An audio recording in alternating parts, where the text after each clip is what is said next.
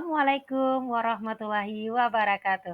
Berjumpa lagi dengan saya, Sestrawati SPD dari SMA Pertiwi 1 Padang.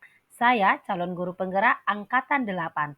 Kali ini saya akan memaparkan tugas dari demonstrasi kontekstual modul 3.1, pengambilan keputusan berbasis nilai-nilai kebajikan sebagai seorang pemimpin.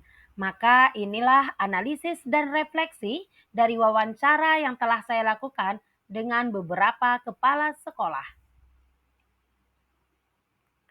Yang pertama, hal-hal menarik apa yang muncul dari wawancara tersebut?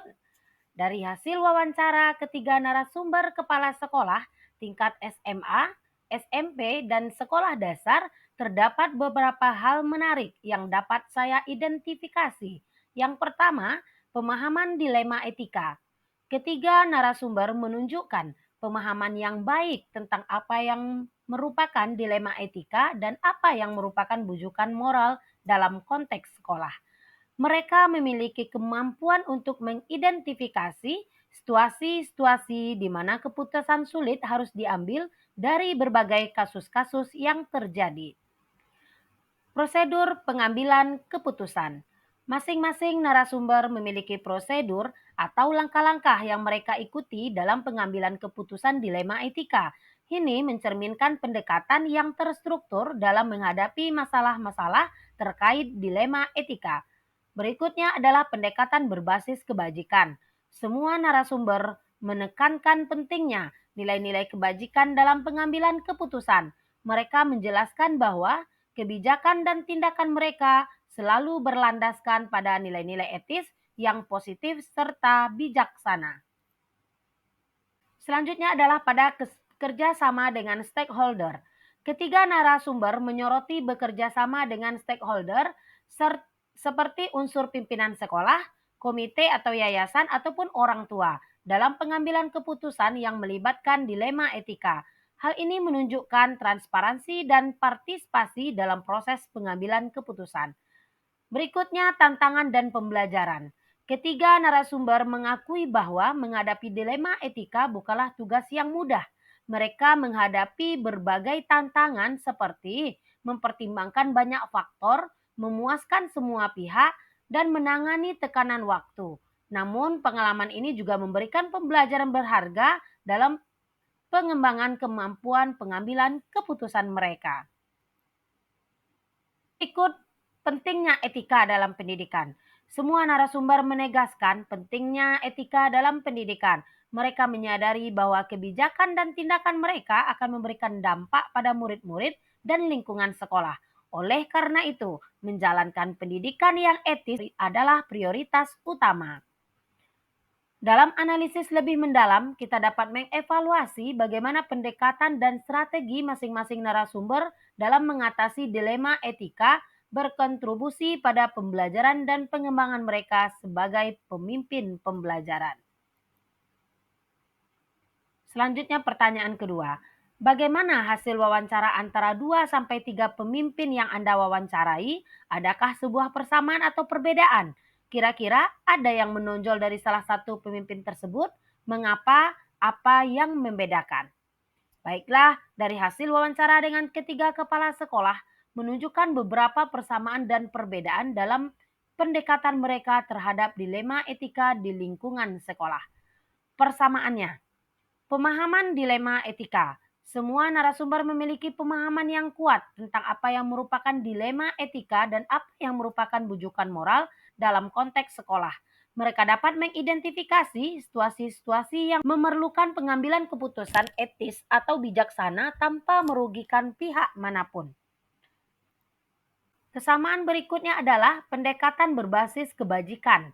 Ketiga kepala sekolah menekankan pentingnya berlandaskan pada nilai-nilai kebajikan dalam pengambilan keputusan. Mereka menjadikan etika dan moral sebagai landasan utama dalam mengatasi dilema. Berikut kerjasama dengan stakeholder.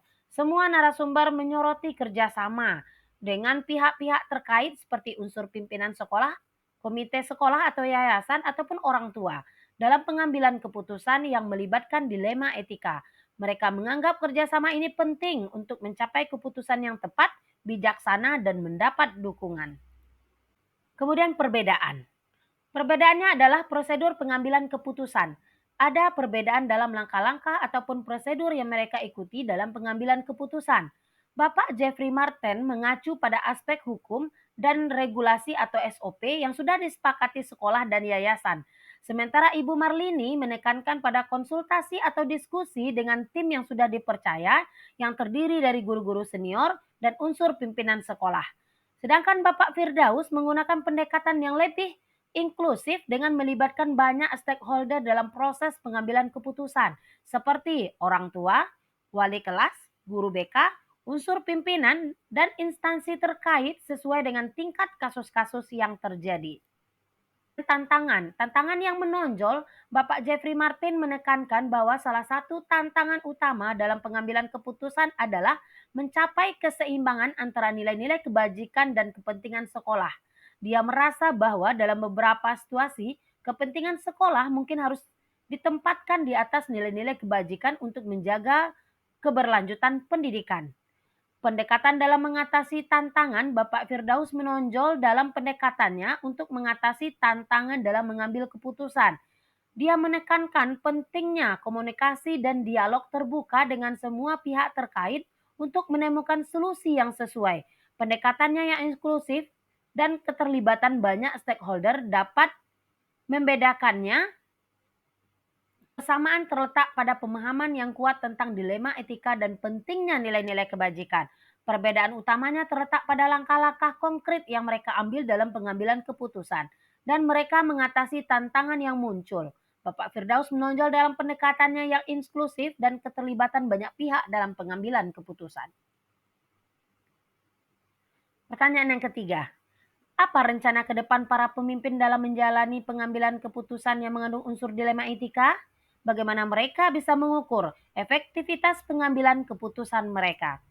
Ketiga, pimpinan sekolah memiliki rencana ke depan yang berkaitan dengan pengambilan keputusan dalam situasi dilema etika. Bapak Jeffrey Martin bermaksud untuk terus memperbaharui panduan dan prosedur pengambilan keputusan sekolahnya, melibatkan lebih banyak pemangku kepentingan seperti wakil kepala sekolah dan komite sekolah atau yayasan, serta meningkatkan komunikasi terbuka dan memastikan setiap kebijakan yang diambil selaras dengan nilai-nilai agama. Sedangkan Ibu Marlini akan lebih menekankan pada pemberian kepercayaan penuh kepada semua guru untuk dapat besar dan tumbuh dalam pengambilan keputusan di sekolahnya, serta memastikan bahwa setiap keputusan diambil merupakan kepentingan bersama. Dia juga berencana untuk melakukan evaluasi dampak jangka panjang dari keputusan yang telah diambil. Sedangkan Bapak Firdaus di sisi lain akan tetap mengadakan konsultasi dengan ahli etika dan penerapan prosedur pengambilan keputusan yang sudah ada. Dia akan bekerja sama dengan ahli etika untuk menghadapi dilema etika yang lebih kompleks. Mengukur efektivitas pengambilan keputusan yang mereka akan lakukan dengan memantau hasil jangka panjang dari kebijakan yang telah diambil, seperti perubahan dalam kualitas pendidikan, perilaku murid, dan tingkat kepuasan orang tua dan staf. Mereka juga akan melibatkan stakeholder dalam proses evaluasi ini, seperti dengan mengadakan survei ataupun diskusi terbuka. Dengan demikian, mereka berharap bisa memastikan bahwa keputusan yang diambil selaras dengan tujuan sekolah dan nilai-nilai yang mereka sepakati. Pertanyaan keempat, bagaimana Anda sendiri akan menerapkan pengambilan keputusan dilema etika pada lingkungan Anda, pada murid-murid Anda, dan pada kolega guru-guru Anda yang lain? Kapan Anda akan menerapkannya? Sebagai seorang pemimpin pembelajaran, saya akan menerapkan pengambilan keputusan dilema etika dengan berlandaskan pada prinsip-prinsip dan panduan yang telah saya pelajari. Pertama, saya akan mengenali situasi yang mengandung unsur dilema etika ataupun bujukan moral, seperti kasus yang mempengaruhi murid-murid ataupun staf sekolah. Saya akan berusaha untuk memahami seluruh aspek dan konsekuensi dari kasus tersebut. Kemudian saya akan melibatkan berbagai pemangku kepentingan termasuk orang tua, staf sekolah, dan jika perlu konsultan etika dalam proses pengambilan keputusan. Diskusi terbuka dan kolaborasi yang humanis akan membantu dalam mengidentifikasi berbagai sudut pandang dan potensi solusi.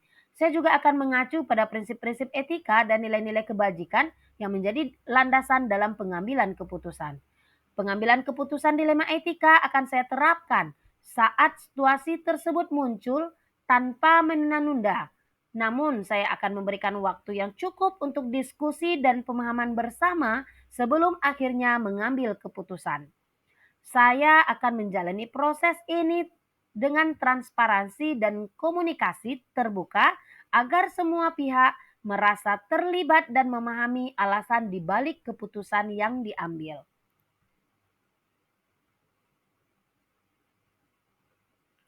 Selain itu, saya akan menjadikan pengalaman ini sebagai pembelajaran bagi murid-murid saya. Saya akan mengajarkan mereka bagaimana menghadapi dilema etika dengan cara yang etis dan berlandaskan pada nilai-nilai kebajikan. Dengan demikian, pengambilan keputusan dilema etika akan menjadi pengalaman pembelajaran yang berharga bagi mereka, membantu mereka dalam pengembangan karakter dan pemahaman moral. Berikut akan saya lampirkan daftar tugas atau checklist refleksi dari wawancara yang sudah saya lakukan. Ada 6 tugas yang di sana yang merupakan ada atau tidak adanya dari apa-apa yang sudah saya lakukan di saat melakukan wawancara. Demikianlah hasil dari analisis dan refleksi wawancara yang telah saya lakukan dengan 3 kepala sekolah berbagai tingkat. Tingkat SMA, tingkat SMP, dan tingkat sekolah dasar. Terima kasih dan salam bahagia. Assalamualaikum warahmatullahi wabarakatuh.